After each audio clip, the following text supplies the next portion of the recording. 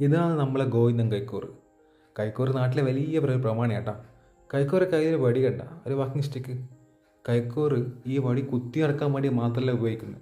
കൈക്കൂർ നാട്ടിലെ വലിയ പ്രമാണിയായെന്ന് പറഞ്ഞല്ലോ. ആ പ്രമാണി ആയതുകൊണ്ട് തന്നെ കൈക്കൂർക്ക് തന്നെക്കാളും ചെറിയ ആളുകൾ വീട്ടിലേക്ക് ക്ഷണിച്ചു കഴിഞ്ഞാൽ എന്തൊക്കെ ഫംഗ്ഷൻ ഒന്ന് ക്ഷണിക്കുമല്ലോ വീട്ടിലേക്ക്, പോകാൻ ഭയങ്കര മടിയാണ്. പക്ഷെ പോകാണ്ടിരിക്കാൻ പറ്റുമോ? ഇല്ല, ഇയാൾ പ്രമാണിയാണല്ലോ. അപ്പോൾ ഇയാളെന്താ ചെയ്യുന്നത് വെച്ചാൽ, കൈക്കോറ് തൻ്റെ വടിയെടുത്തിട്ട് രാവിലെ തന്നെ എല്ലാവരും ഉറക്കം തെളിയുന്നതിന് മുന്നേ, ഫംഗ്ഷൻ തുടങ്ങുന്നതിന് മുന്നേ പോയിട്ട് ആ കസേരേൻ്റെ മുകളിൽ ഏതെങ്കിലും ഒരു കാരി കസേര ഉണ്ടാവും, അല്ലെങ്കിൽ എവിടെയെങ്കിലും ചാരി വെക്കും തൻ്റെ വടി. എന്നിട്ട് ഇയാൾ പോകും. അപ്പോൾ ഫംഗ്ഷൻ തുടങ്ങുന്ന സമയത്ത് ആളുകൾ വരും.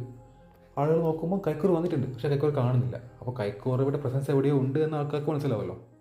അങ്ങനെ ഇരിക്കെ കൈക്കോറ് വീട്ടിൽ ഫംഗ്ഷൻ വന്നു.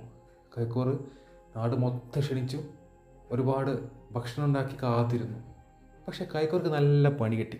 എന്നറിയാം, കൈക്കോർ എന്താണോ ചെയ്യുന്നത് അതേ സമയം കൈക്കോർ തിരിച്ചു കിട്ടി. കൈക്കോർ രാവിലെ നോക്കുമ്പോൾ കൈക്കോറെ വീട്ടിൽ ഒരുപാട് കസേരയുണ്ട്. ആ കസേരയിൽ മൊത്തം ഒരുപാട് വാക്കിംഗ് സ്റ്റിക്ക് കാണാൻ പറ്റി. അതായത് ആരും വന്നിട്ടില്ല. കൈക്കോർ എന്താണോ ചെയ്തത് അത് തന്നെ കൈക്കോർക്ക് തിരിച്ചു കിട്ടി.